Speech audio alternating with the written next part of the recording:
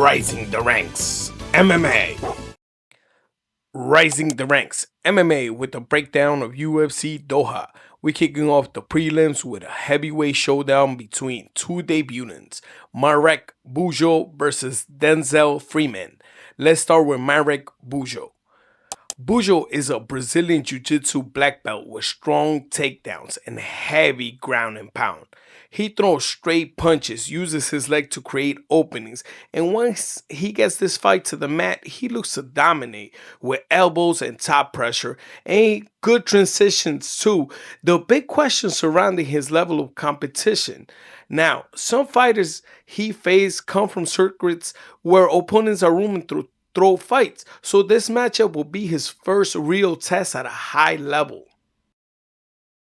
Now moving on to Denzel Freeman, the former Marine, American wrestler, Olympic wrestler, and LFA heavyweight champion. Freeman hits hard, kicks hard, and has knockdown power with those kicks, and likes to trap his opponent with his lead hand so he can strike with that big left.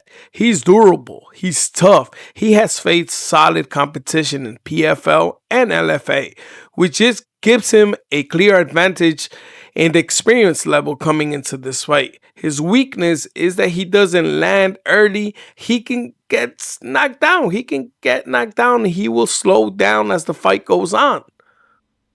So here are the key factors. Both fighters have wrestling background. Both can kick. Both can finish. Bujo needs to survive the early power, push Freeman back to the cage, use his grappling, and grind this one out and fight it out at the ground. Now, Freeman will be looking to hurt and looking for that early KO, but if he doesn't come to that, the momentum will swing towards Bujo.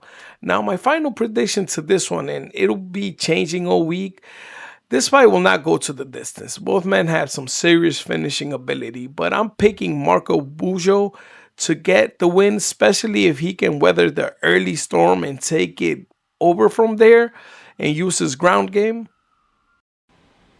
Nurullo Aliev versus Shamrock.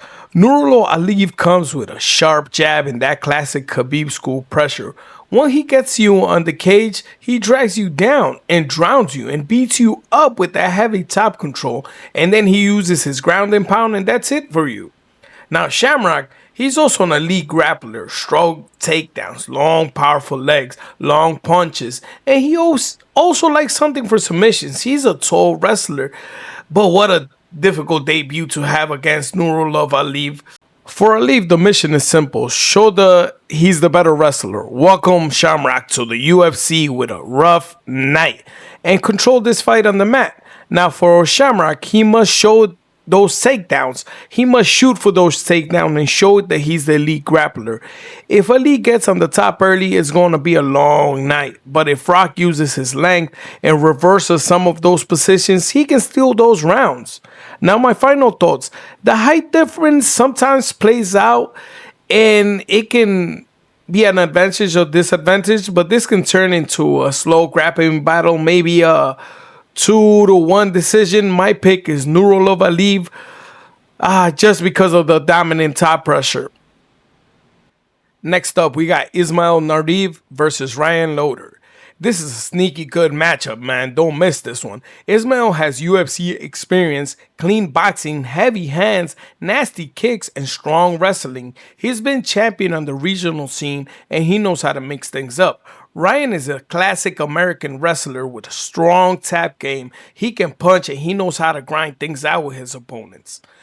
Both guys can wrestle, both can hit, and both need the win. This is what makes this one exciting. If Ryan sticks to his pressure and uses his wrestling and mixes his ground and pound, he can take this one. Ismail, on the other hand, he needs to keep this standing and remind Ryan that he can get KO if he shoots and he has bad timing. Final pick, riding Loder.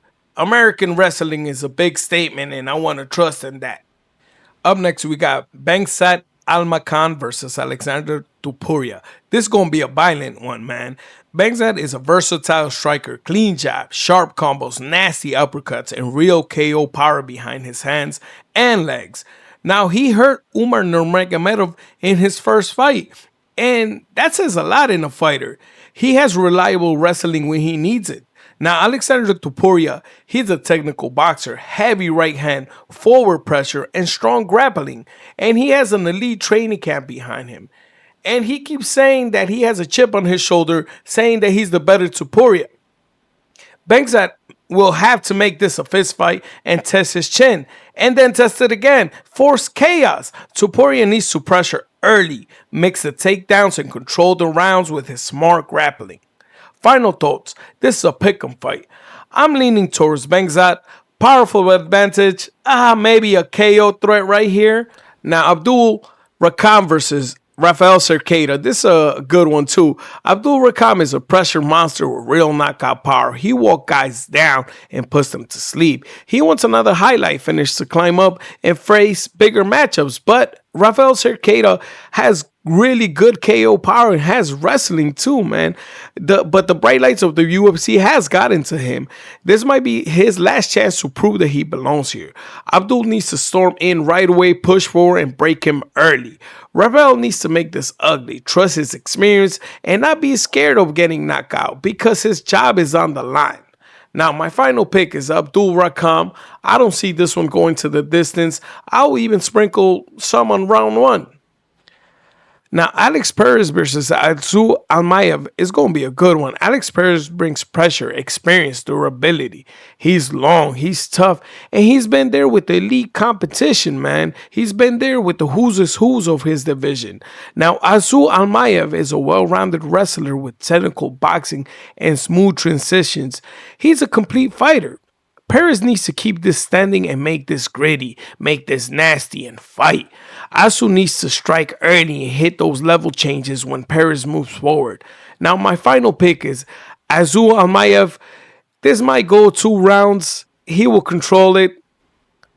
Next up, we got Nicolas Dalby versus Saygid Izagakhmaev. Nicolas Dalby is an experienced vet, iron chin, durable as hell. He mixes his jabs, he loves his calf kicks, but sometimes he leaves his chin open and he can get predictable, man. Now, Saygid, he brings heavy pressure, heavy right hands, nasty body shots, and he got that Dagestani wrestling from Khabib's gym. His only real flaw is he panics when somebody out-wrestles him. Dalby needs to use his experience here, pressure Saygid, mix his wrestling, elbows, dirty work against the cage, and steal rounds. Now Saygid needs to come in hungry, push back Dalby, and look for the ground and pound and look for the submission. My final pick is Saygid, but this is going to be a grind, man. This is going to be a grind. Now we got Bogdan Grad versus Luke Riley. Bogdan Grad is a powerful striker with big hands, dangerous kick, and relentless pressure. He got a strong chin and is always ready to trade. Now, Luke Riley has a crisp striking, great calf kicks, and solid durability. And that Paddy Pimblett style to him. And he has great takedown defense that keeps improving along the fights. Bogdan needs to let his hands fly in this one and keep his chin tucked. Riley needs to start with the calf kicks, measure the distance, and wait for openings and shut his lights out. Now, my final pick is Luke Riley, potential fight of the night. I don't see this one going to the distance. Now we got my prelims lock of the night. Nurullo, Aliev, Abdul-Rakhman, Luke Riley. Those are my picks. What are yours? Drop a comment, hit that button, and subscribe for more UFC Doha breakdowns.